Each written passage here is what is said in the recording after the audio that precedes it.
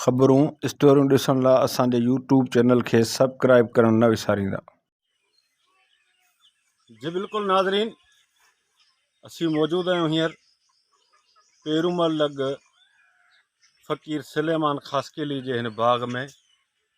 हिकु क़दीमी ऐं तारीख़ी बाग़ आहे जंहिंमें अंब, फारवो, लीमो, चकूं समेत ॿिए केतिरी जेका असां मेवात हिते पोखी वञे थी।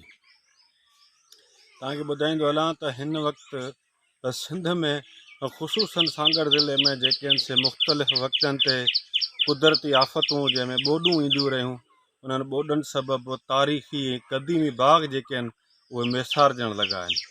ऐं सांगड़ में काफ़ी अहिड़ा क़दीमी तारीख़ी बाग़ हुआ, सवनि जे तइदाद में जेके पंहिंजो वजूदु विञाए चुका आहिनि ऐं उहे बाग़ काठियुनि में तब्दील थी आरे मशीन ते चीरिया विया।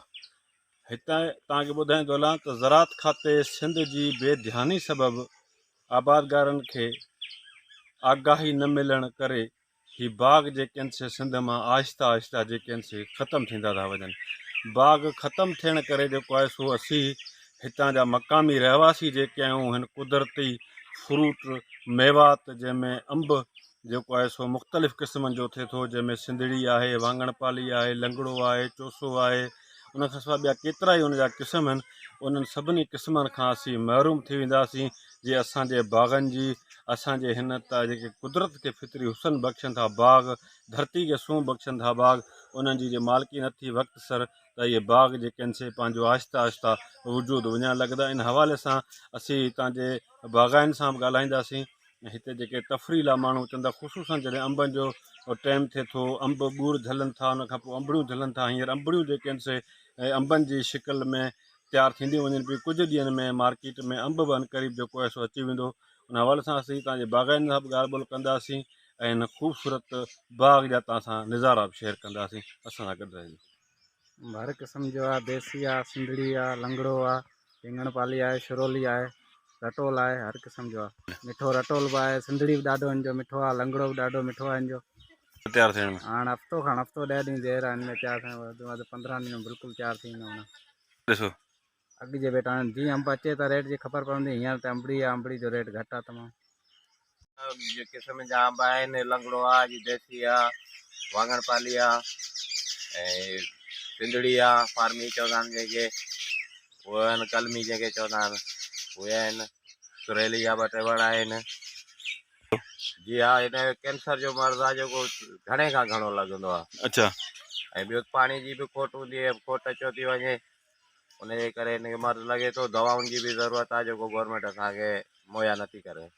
जाम हुया जेको ज़रात खाते जी माना नाहेली चइजे या जहिड़े हिसाब सां चऊं उनखे, उनजे करे निगरानी कोन्हे का, उन जूं दवाऊं पूरियूं कोन थियूं अचनि, जेको नशो निमा थी आहिनि जी सवले नमूने सां। जी नाज़रीन, हितां जे बाग़ाइनि जूं तव्हां ॻाल्हियूं ॿुधियूं।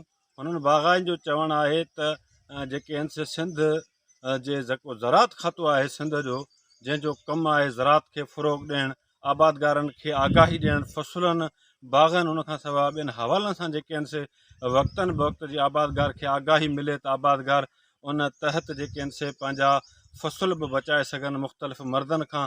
उनखां सवाइ तव्हांखे ॿुधायां त हीअ जेके बाग़ आहिनि धरती खे सूंह बख़्शनि था ऐं असांखे कुदरती जेके मेवात आहे उहो ॾियनि था।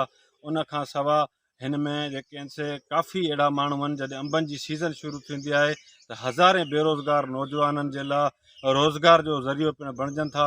मगर हुकूमतनि जी नाअहली सबबि जेके आहिनि से इहे बाग़ पंहिंजो वजूदु विञाइण लॻा आहिनि। उनखां अलावा तव्हांखे ॿुधाईंदो हलां त हींअर महांगाई जो जेको दौरु शुरू थियो आहे, उन महांगाई जे दौर में मूंखे लॻे थो त अंबनि जो जेको हींअर रेट ईंदड़ वक़्त में ईंदो उहो बि तमामु हाई हूंदो। उन हवाले सां बाग़ाइनि खे वक़्तनि बि वक़्तु झोलनि झकनि दौरान जॾहिं बाग़नि जे सीज़न दौरान अंबड़ियूं पचनि थियूं, झोला लॻनि था, झकूं लॻनि थियूं, त हज़ारनि जे तइदाद में, लखनि जे तइदाद में उन बाग़ाइनि खे नुक़सानु थिए थो। मगर उन बाग़ाइनि सां बि हुकूमत जे तरफ़ां को बि सहकार न हूंदो आहे। तंहिं करे बाग़ाई जेके आहिनि से मजबूरनि पेट जे ख़ातिर तकलीफ़ूं बर्दाश्त करे इन उमेद सां अॻिते वधनि था त अॻे साल न त हिन साल असांखे मालिक रोज़ी ॾींदो, मगर इहे ख़दशा जेके आहिनि उन्हनि जा वक़्तनि उमेदनि ताईं क़ाइमु आहिनि, मगर हुकूमती सतह ते इहे ख़दशा अञा ताईं ख़तमु न थी सघिया आहिनि।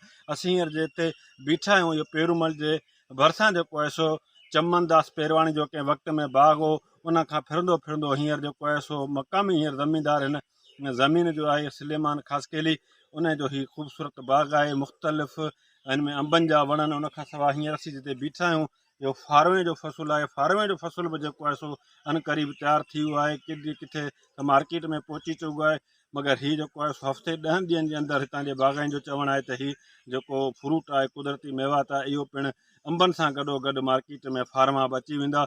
उन हवाले सां तव्हांखे ॿी ॻाल्हि ॿुधाईंदो हलां त अंबनि में मुख़्तलिफ़ बीमारियूं पिणु पैदा थियनि थियूं, जंहिंमें कैंसर जहिड़ो मर्द जेको इंसान खे बि ॻारे ख़तमु करे थो छॾे, उहे वणनि खे बि ईअं जो ईअं ॻारे ख़तमु करे थो छॾे।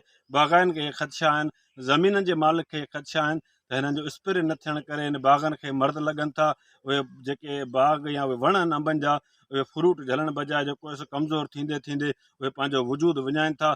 इन हवाले सां हुकूमत खे घुरिजे त बाग़ान ऐं बाग़नि जी जेका असां मालिकी करे, जीअं सिंध जो नामियारो ऐं क़दीमी नायाब जेको फ्रूट आहे उहो पंहिंजो वजूद जेको आहे सो बचाए सघे। कैमरामैन टीम सां गॾु एडी कुंबर सां गॾु।